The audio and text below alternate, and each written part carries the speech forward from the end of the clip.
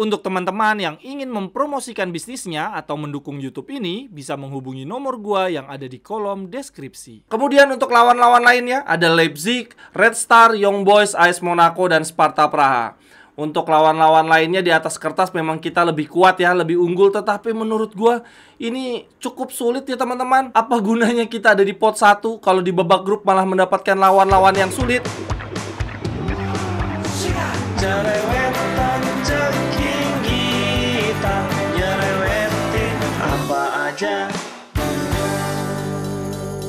Teman-teman yang sedang kalian saksikan saat ini adalah Cerewetin Inter. Apa kabar teman-teman semua? Semoga dalam keadaan sehat. Harus sehat ya teman-teman, karena dini hari nanti jam 1.45 waktu Indonesia bagian Barat akan ada lanjutan Serie A Giornata 3. Tim kesayangan kita akan menghadapi Atalanta di San Siro. Gua akan live 15 menit sebelum kick off teman-teman. Kita cerewetin bareng-bareng ya.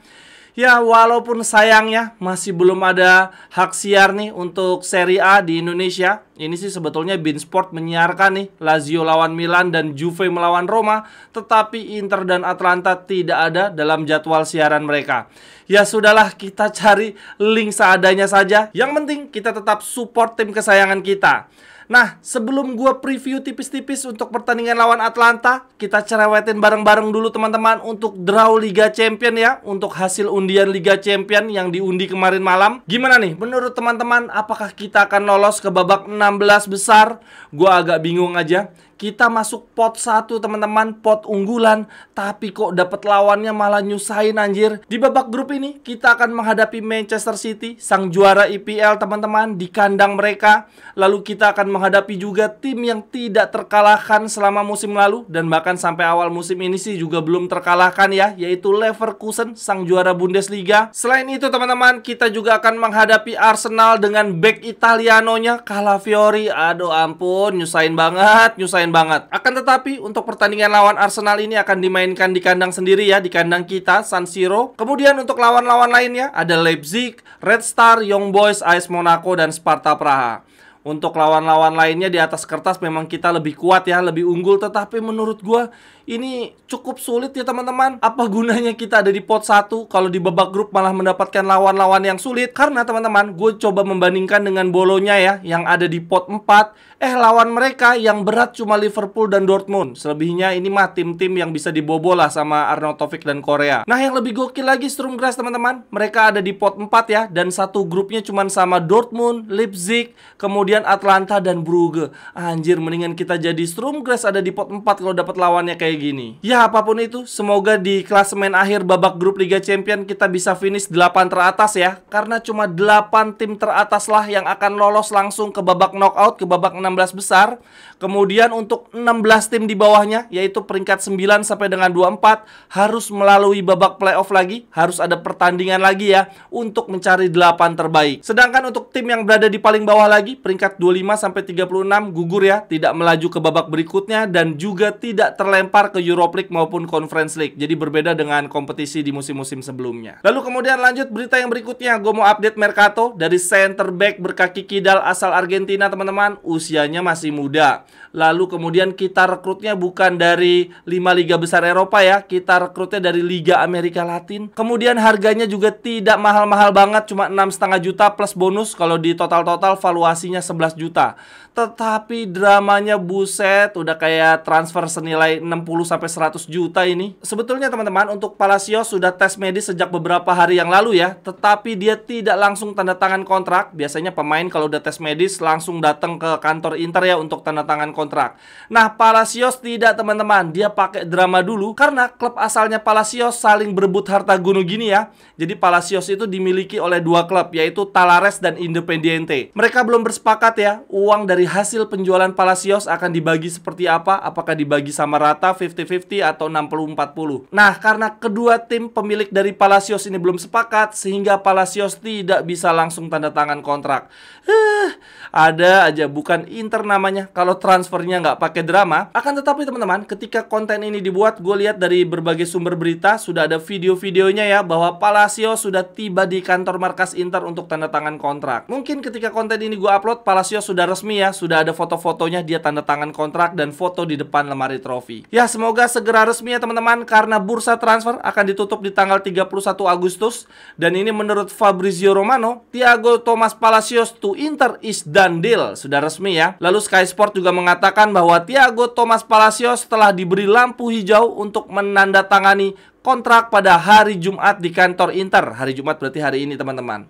Sang bek akan menandatangani kontrak hingga 2029 dalam kesepakatan senilai 6,5 juta plus bonus dengan total 11 juta. Oke, kemudian lanjut yang berikutnya, kita cerewetin tipis-tipis untuk partai melawan Atalanta teman-teman. Prediksi line up versi Sky Sport teman-teman bisa lihat pada layar ya. Ini ada sedikit perbedaan dibandingkan partai melawan Lecce. Untuk kipernya masih sama, Sommer, trio center backnya juga masih sama. Lalu kemudian untuk gelandang juga masih sama. Yang mengejutkan adalah Darmian tetap menjadi starter ya. Gue sih berharapnya Dumfries sebetulnya.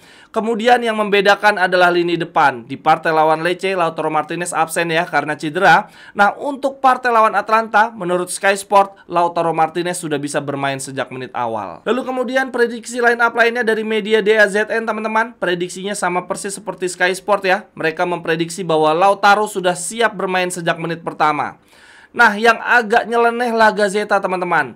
Si La Gazzetta ini tetap sama ya, bahwa Lautaro sudah bisa bermain sejak menit awal. Tetapi yang membedakan menurut La Gazzetta, di wingback kiri yang dipasang Carlos Augusto. Kalau di sini sih ditulisnya bahwa Carlos Augusto punya kemungkinan menjadi starter sebesar 51%, lebih besar dibandingkan Di Marco. Akan tetapi teman-teman, pada dasarnya kalau dilihat dari prediksi 3 media besar ini, mereka semua yakin bahwa Lautaro Martinez sudah sembuh dari cedera ya, karena sebelumnya kan sangat diragukan untuk bisa tampil di partai lawan Atalanta.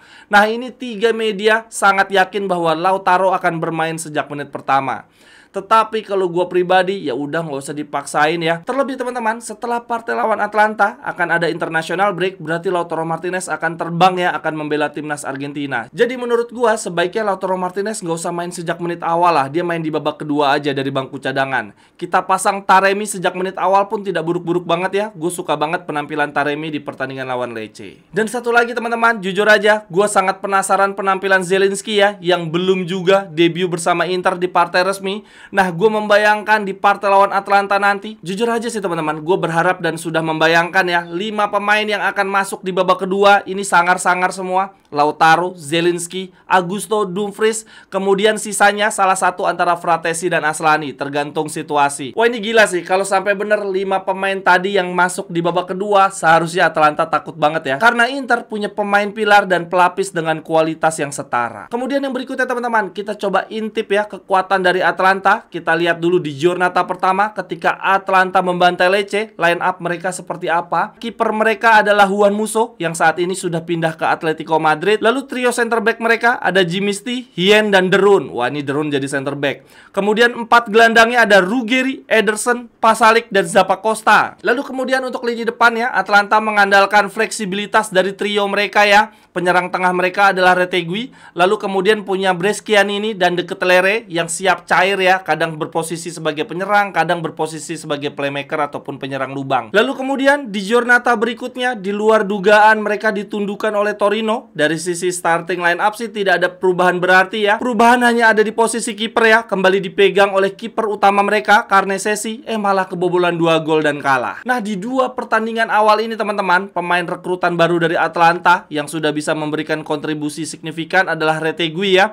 Sudah bisa menjadi pemain inti dan bahkan mencetak gol di 2 pertandingan berturut-turut. Lalu kemudian ada Zaniolo dan Samardzic yang sudah bermain di pertandingan lawan Torino ya, tapi mainnya di babak kedua, masuk dari bangku cadangan. Selebihnya pemain-pemain baru rekrutan dari Atalanta belum ada yang memberikan kontribusi. Lalu kemudian berikutnya kita coba lihat prediksi line up teman-teman. Menurut media DAZN ya, ini ada satu perbedaan dengan line up sebelumnya, yaitu di posisi back tidak ada nama Hien karena cedera teman-teman. Menurut gue ini kehilangan yang cukup berarti bagi Atalanta. Posisi dari Hien akan diisi oleh Godfrey. Ini adalah back asal Inggris yang direkrut dari Everton teman-teman, dengan harga 12 juta.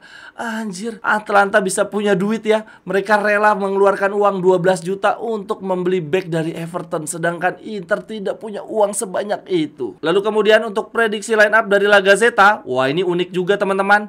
Ini prediksinya Gazzetta baik untuk Inter sama Atalanta sama-sama nyeleneh ya. Kalau menurut La Gazzetta, di trio center back ada nama Ruggeri ya untuk menggantikan posisinya Hin. Nah, Ruggeri ini posisi aslinya adalah wingback teman-teman, sehingga ketika dia ditarik menjadi center back, menurut La Gazzetta yang mengisi posisinya Ruggeri sebagai wingback kanan adalah Belanova. Lalu kemudian untuk trio lini depan, menurut La Gazzetta akan ada Samardzic ya yang bermain sejak menit pertama. Jadi si Brescian ini yang di partai perdana mampu mencetak 2 gol akan menjadi pemain cadangan. Kalau dilihat dari prediksi line up dua media tadi teman-teman, Atalanta sepertinya akan agak timpang, agak goyang di lini belakang karena mereka kehilangan Hin. Tetapi di satu sisi, lini tengah dan lini depan mereka akan semakin kuat karena rekrutan-rekrutan baru sudah siap tampil ya. Ada Belanova, Cuadrado dan juga Samardzic. Tapi ya, yang paling perlu diwaspadai tentu saja trio lini depannya Atalanta. Ini akan sangar banget ya. Retegui, lalu kemudian ditopang oleh De Ketelaere dan Samardzic. Kalau menurut teman-teman gimana nih? Pada optimis nggak kita bisa bungkus 3 poin dari Atalanta? Silahkan tuliskan pendapat teman-teman di kolom komentar. Sampai ketemu di cerewetan-cerewetan berikutnya. Bye-bye, thank you.